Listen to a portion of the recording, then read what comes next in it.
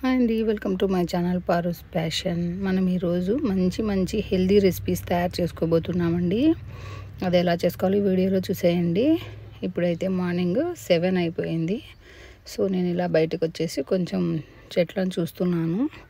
Okay, ముందుగా అయితే నేను ఈరోజు ఇది కుంకుడుకాయ చెట్టు అండి. అది నేను ఈరోజు అయితే పాలు టీ తాగలేదు, ఓన్లీ ధనియాల నీళ్ళని తాగుతున్నాను. అలాగే బ్రేక్ఫాస్ట్ కోసం కూడా ఈరోజు ఇడ్లీ తయారు చేయబోతున్నాము. సాంబారు చూడండి ఎలా పొంగిందో. మనం వేసుకొని ఉద్దిపప్పు కరెక్ట్గా వేసుకున్నామంటే బాగా ఇలా పొంగుతుందన్నమాట. సో ఈరోజైతే సాఫ్ట్గా ఉన్నటువంటి ఇడ్లీలు ప్లస్ సాంబార్ తయారు చేసుకోబోతున్నాం కదా. ఇడ్లీ అయిపోతే ఇక్కడ తయారైపోయింది. కొద్దిగా పిండి నేను గ్లాస్లో బౌల్స్లో కూడా వేస్తానన్నమాట. కుల్ఫీ లాగా కేక్ లాగా ఉంటే పిల్లలు అట్రాక్టివ్గా ఉంటే తింటారు కదా. సో అందుకోసం చూడండి ఎలా వచ్చిందో. గ్లాస్లో పెట్టాది, ఇది బౌల్లో వేసాను. కేక్ లాగా వచ్చింది కదా, కప్ కేక్ లాగా. దాని మీద సాంబార్ వేసామంటే ఒక కప్ కేక్ పిల్లలకి ఈజీగా సరిపోతుంది. సో ఇక్కడ సాంబార్ కోసం మునక్కాయలు ప్లస్ వంకాయలు, మన ఇంట్లో ఉన్న కూరగాయలన్నింటినీ కట్ చేసి పక్కన పెట్టుకుంటాము. అలాగే ఆయిల్ హీట్ ఎక్కిన తర్వాత మెంతులు వేసుకొని ఆనియన్స్ కరివేపాకును వేసుకోవాలి. ఇవి ఫ్రై అయిన తర్వాత మునక్కాయలను కూడా వేసుకోవాలి. ఇవి కొంచెం ఒక 2 minutes వేగిన తర్వాత ఇందులోనే ముల్లంగి, క్యారెట్, వంకాయలు, టమాటా అన్నీ వేసేసుకొని మగ్గించుకోవాలి కొద్దిసేపు ఆయిల్లో. సో ఇలా వీటన్నింటినీ వేసుకొని కొద్దిసేపు బాగా మగ్గించుకోవాలి. టమాటా కూడా వేసేసాను, ఎందుకంటే టమాటాలో వాటర్ ఉంటుంది కదా. సో ఆ వాటర్ వల్ల కూడా కొద్దిసేపు కుక్ అయిపోతుంది. అందులో కొద్దిగా పసుపు వేసుకొని తగినంత సాల్ట్ వేసుకుంటే తొందరగా దాంట్లో ఉండే నీరంతా బయటకు వచ్చేసి ముక్క మెత్తబడిపోతుంది అనమాట. ఇది సాంబార్ పొడి మసాలా MTR వాళ్ళది. అది వేసేసుకొని కొంచెం అలా కలుపుకోవాలి. వీటన్నింటినీ ఇలా కలిపేసుకోవాలి. ఒక 5 minutes ఉడికించుకోవాలన్నమాట ఆయిల్లో. బాగా అన్నీ పట్టుకుంటాయి. తర్వాత చింతపండును పీల్ తీసేసుకొని నీట్గా తొక్క లేకుండా పోసేసుకోవాలి. ఎందుకంటే చింతపండు రసంలో మునక్కాయలు ఇవన్నీ బాగా ఉడికితే మనకు తింటున్నప్పుడు టేస్ట్ అనిపిస్తాయి అన్నమాట. సో ఇది ఇలా ఉడికిపోతూ ఉంది చూడండి. బాగా చింతపండు గుజ్జు అనేది పీల్చుకొని బాగా తయారవుతాయి ముక్కలు. టేస్టీగా కూడా ఉంటుందండి. అది అలా ఉడికిపోతుంది, మెత్తబడిపోతుంది సగం వరకు. తర్వాత మనం ఇక్కడ కందిపప్పును ఉడికించుకొని మెదిపి పెట్టుకుంటాం కదా, అది కూడా చూడండి ఆల్మోస్ట్ అన్నీ ఉడికిపోయి చింతపండు పులుసులో. ఇప్పుడు మనం పప్పు వేసుకొని ఒక 10 minutes ఉడికించుకున్నామంటే సాంబార్ అనేది పర్ఫెక్ట్గా ఉడికిపోయి టేస్టీగా తయారవుతుంది అన్నమాట. ఇప్పుడు ఇందులో పప్పును కూడా వేసేసుకున్నాము.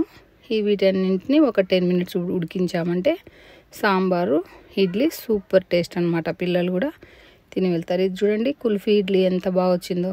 దానిపైన సాంబార్ వేసేసి ఇలా పిల్లలకి ఇచ్చామంటే తమాషగా చాలా ఇంట్రెస్టింగ్గా తింటారు. కడుపు నిండుతుంది, స్కూల్కి వెళ్ళినా బాగుంటుంది పిల్లలకి. ఇక్కడ మనం ముందు రోజు మెంతులు వేసుకున్నాం కదా 2 days బ్యాక్. ఇవన్నీ మొలిసాయి చూడండి ఎలా మొలిసాయో. అన్ని దాంట్లలో అన్ని పార్ట్స్లలో చక్కగా మెంతులు మొలిసాయి అన్నమాట. మనకు ఇంట్లో వరకు బాగా యూజ్ అవుతాయి. సో అందుకోసం నేను ప్రతిసారి ఇలా వేస్తాను. ఇంకా పాలకూర కూడా వేశాను, ఇంకా రాలేదు.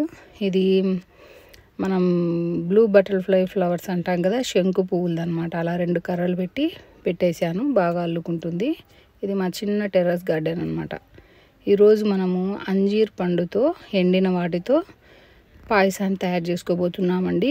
ఇది రక్తహీనత ఉన్న వాళ్ళకు చాలా ఉపయోగపడుతుంది అనమాట. రక్తం తక్కువగా ఉంటే ఈ అంజీర్ పండ్లను యాక్చువల్గా మార్నింగ్ పాలల్లో వేసుకొని రోజు ఒకటి తింటే ఒక 1 weekలోనే రక్తం అనేది ఇంప్రూవ్ అవుతుంది అనమాట.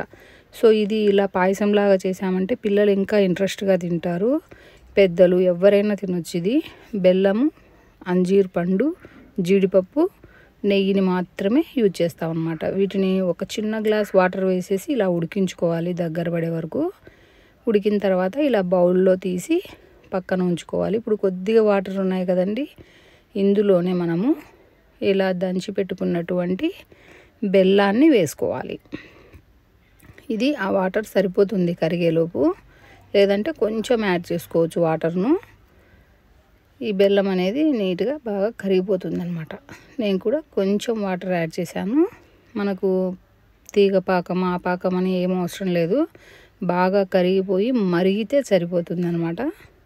ఇలా వేసేసి బాగా మరిగించుకోవాలన్నమాట బెల్లాన్ని అనేది. ఇలా ఇక్కడ అంజీరు పండును కొంచెం చల్లారిన తర్వాత మిక్సీ పట్టుకోవాలి పేస్ట్ లాగా.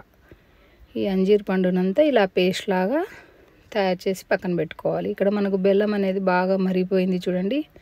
అందులోకి మనం ఉడికించిన అంజీరు పండ్ల మిశ్రమాన్ని వేసుకోవాలన్నమాట. బౌల్లో వేసుకొని బాగా కలుపుకోవాలి.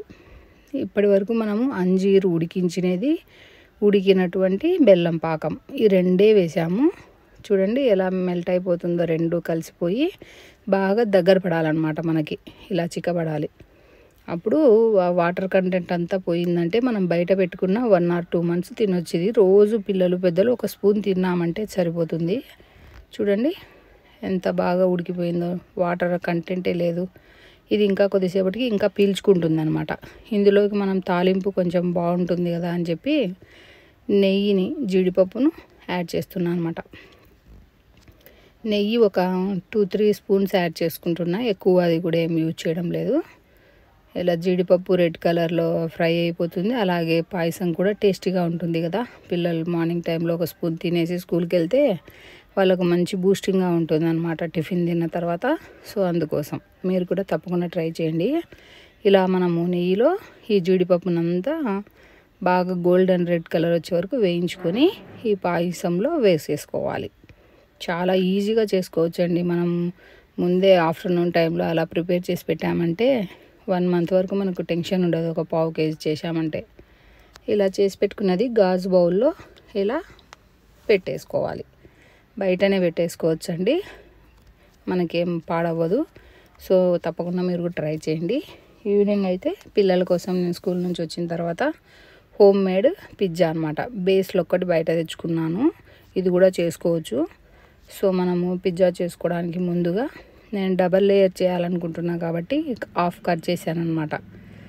సో అందుకోసం నేను పిజ్జా సాస్ని ముందుగా అప్లై చేశాను. దానిపైన మయోనీస్ను కూడా యాడ్ చేస్తున్నాను అనమాట. మయోనీసు పిజ్జా సాస్ వల్ల టేస్ట్ అనిపిస్తుంది పిల్లలకు తింటూ ఉంటే.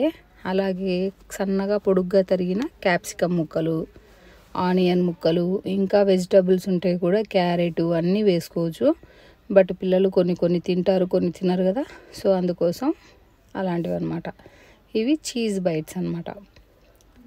చీజ్ ఇవి క్యూబ్స్ లాగా ఉంటాయి కదా, అవి మనం నీట్గా తురిమేసుకోవాలి. అలాగే బాయిల్ చేసిన ఎగ్, అవి వైట్గా ఉన్నటువంటివి వేసేసి పైన లేయర్ను క్లోజ్ చేసేసాను. ఇంకొకటి ఓన్లీ ఎగ్ లేకుండా వెజిటబుల్స్ మాత్రమే వేసేసి తురిమేస్తాను అనమాట. ఇది మామూలు తవా మీదనే చూడండి ఎలా కుక్ అయిపోయిందో. డబల్ లేయర్ పైన మూసేసాం కదా మనము. సో చాలా బాగుంటుందండి. ఒక్కసారి ఇలా ట్రై చేయండి మీరు కూడా. పిల్లలు కూడా బాగా ఎంజాయ్ చేస్తూ తింటారు.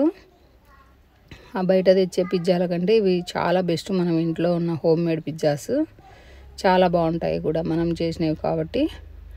ఇలా పిజ్జాలు ఈవినింగ్ టైంలో పిల్లలు స్కూల్ నుంచి వచ్చిన తర్వాత ఎప్పుడైనా సండే టైంలో అలా చేసామంటే బాగా తింటారు వాళ్ళు కూడా ఎంజాయ్ చేస్తూ. ఇలా కట్ చేసి పక్కన పెట్టేసుకోవాలి. మనకు పిజ్జా అయితే తయారైపోయింది చూడండి. చూడండి ఇది వెజ్ పిజ్జా అనమాట. ఇది కూడా బాగా మెల్ట్ అయిపోయింది. చాలా బాగుంటుంది. కింద క్రిస్పీగా పైన సాఫ్ట్గా ఉంటుందన్నమాట. మనము నెక్స్ట్ వీడియోలో తప్పకుండా వామాకు పచ్చడిని తయారు చేసుకుందామండి. ఇది ఎంతో ఆరోగ్యకరమైన ఆకు కదండి. ప్రతి ఇంట్లో ప్రతి కుంపట్లో పెంచుకోండి. పల్లెలలో అయితే పూర్వం ప్రతి ఇంట్లో ఉండేది. దగ్గాకు అంటారు కదా, ఇదే వామాకు అంటారు, అజ్వైన్ ప్లాంట్ అంటారు. వీటితో మనము పచ్చడిని తయారు చేసుకోబోతున్నామండి నెక్స్ట్ వీడియోలో. చాలా అంటే చాలా బాగుంటుంది. ఆరోగ్యానికి కూడా చాలా మంచిది వర్షాకాలము. ఓకేనా? థ్యాంక్స్ ఫర్ వాచింగ్ అండి.